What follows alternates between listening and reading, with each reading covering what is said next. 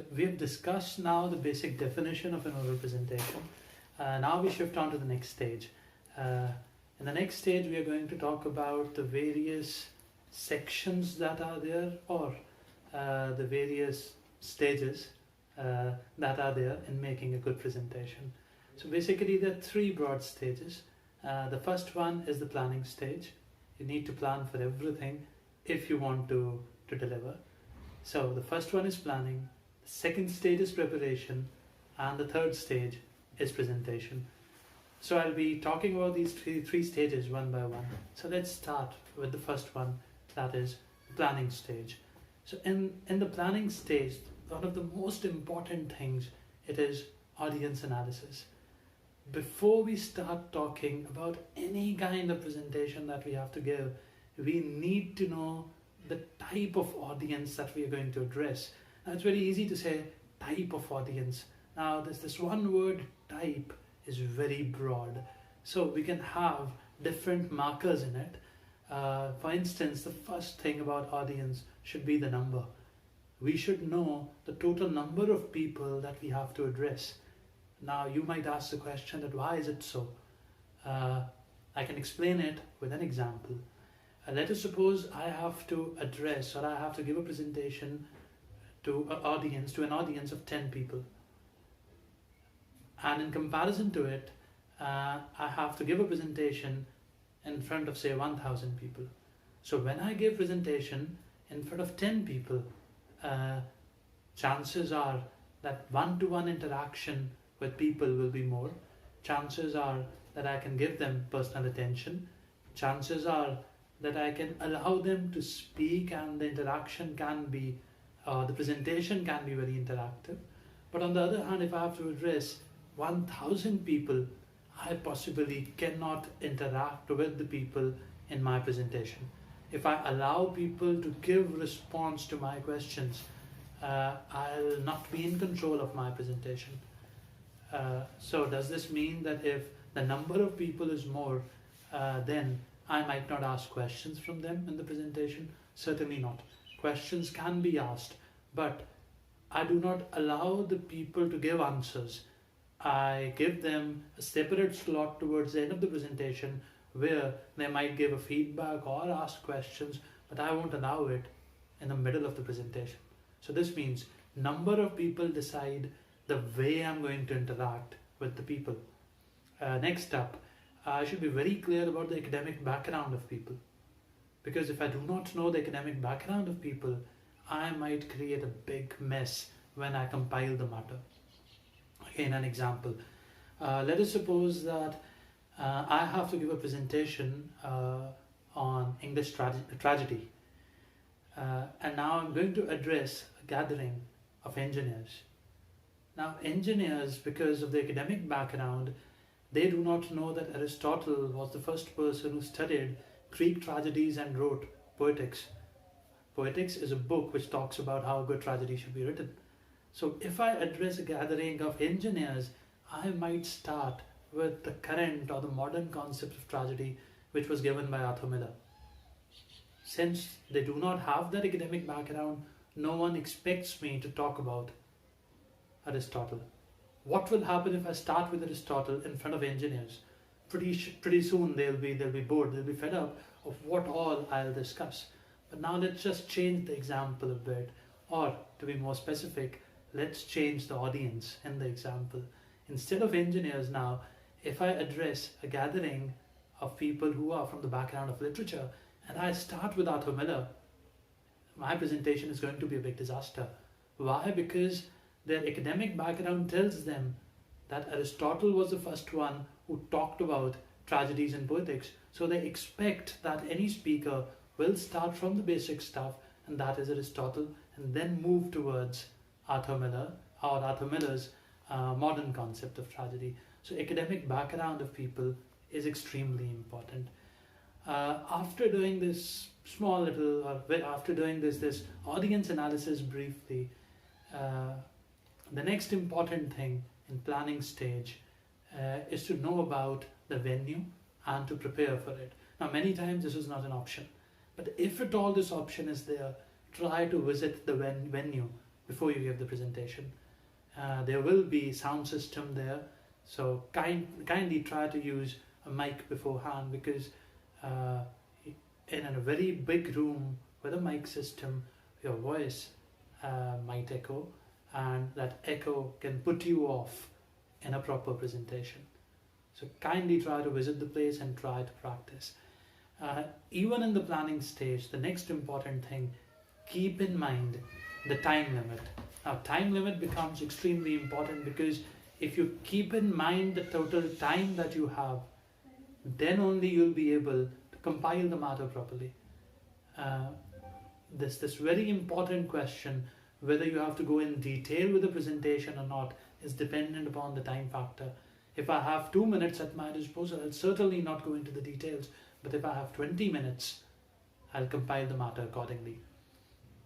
The last important point in planning stage is the objective. Now, we should be clear about the objective of the presentation, because depending upon the objective, my content and my style will change. Now, let us suppose that I'm going to give this oral presentation, or simply a presentation, to sell a refrigerator. Now, I'm a salesman giving a presentation to sell a refrigerator. Now, what will be the content of my presentation?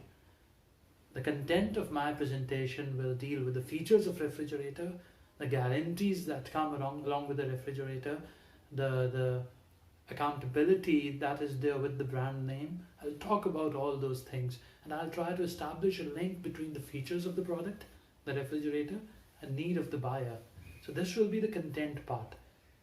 But my style, it will become persuasive, try to persuade the person to buy the product that I'm selling. Now let's change the objective. Now, instead of selling a refrigerator, if my objective is to motivate you all to give your best or to be passionate in life, content will drastically change. I might give real life examples. I might talk about the situations wherein people gave their best and achieved a lot. I might talk about the situations wherein odds were heavily against people, still they persevered and they succeeded. I might quote from literature to motivate you. I was ever a fighter, so one fight more, the best and the last. I hope you're motivated enough. Or I can quote from books, self-help books maybe. It is about being blind since birth and yet having the conviction that you can make it and become a Stevie Wonder. It is about being deaf and still composing some of the best and profoundest music ever, like Beethoven.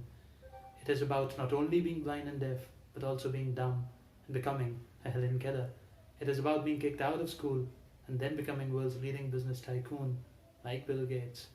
So the important thing, content will drastically change, keeping in mind the objective. More examples will be there in the content if my objective is to motivate you. And of course, my style of speaking will change accordingly. I'll try to convince you that even if stacks are against you, odds are stacked heavily against you, then you're not supposed to give up. You are supposed to persevere, and hopefully you will succeed in life. The second stage in an oral presentation, that is the preparation stage. Now, in preparation stage, basically we deal with three things, that is introduction, main body, and conclusion. Now, there are various ways in which we can write the introduction, various patterns in which the main body can be structured, and then certain practices that should be kept in mind when we talk about the conclusion. So I'll not go into the details, but we'll talk about things very briefly. At the first tier level, if at all you're not well versed in public speaking, then just keep one thing in mind, that when you prepare the content of this oral presentation, it should have a decent introduction, good enough main body with supporting main ideas and supporting ideas, and a conclusion. If at all you're well versed or you have been doing public speaking, then I'll talk about some of the strategies briefly.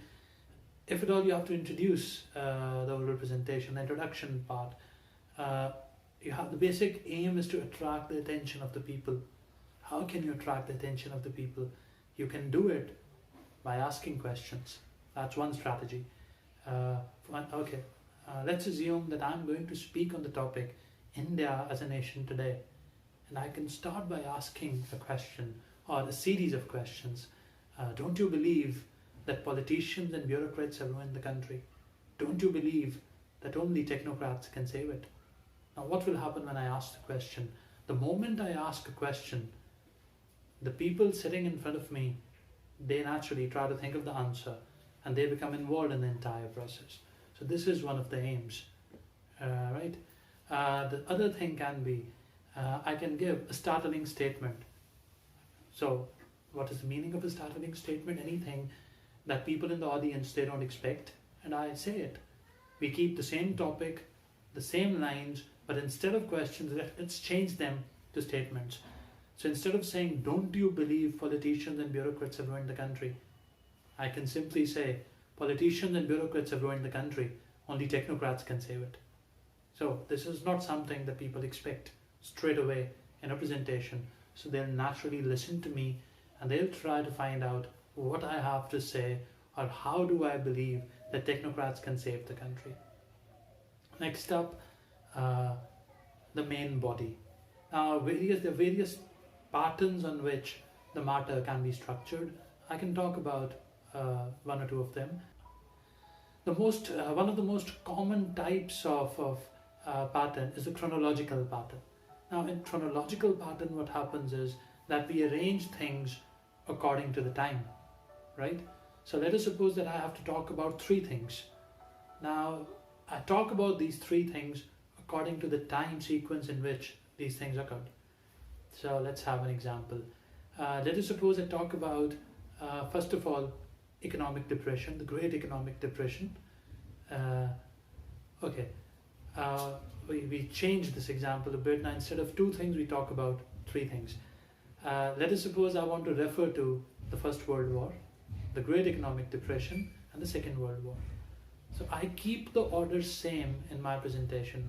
I don't start with the Great Economic Depression, then the First World War, and then the Second World War. Reason being, First World War was there from 1914 to 18. The Great Economic Depression, the second thing in the main body, that was from 1929 to 33, and then the Second World War, 39 to 45. So talked about three things in the order in which they occurred. So this is the chronological pattern for you. Now we shift to the conclusion part. So in the conclusion, you should try to summarize the basic thing. The carry home message should be there in the conclusion. Many times people just talk about the things that they've already discussed and the conclusion becomes very boring. Kindly remember that most likely it is the conclusion when majority of the people will be listening to you. So you need to give them a carry home message, the most important message. Of course, you have to summarize your basic argument in the conclusion. So do give signposts like firstly, secondly, these sort of words, so that people should be very clear about the fact that you've made 4 points related to the topic. One of the biggest mistakes that majority of the speakers make, they in an endeavor or an effort to sound very informal. Big mistake. In a presentation, you should never try to be informal. They wrap up the entire conclusion by saying, I guess that's about it. Now, you might have given a wonderful presentation. The moment you say, I guess that's about it, you spoil the entire thing. Reason being, if you are guessing about your content, why should people listen to you? No one has the time to pay attention to your guesses. So kindly remember this thing, that you have to be in complete control when you address people. So no guessing. Please, no guessing. Use signposts. Be very definite and very concrete with your points so that people should pay attention to whatever you have to say.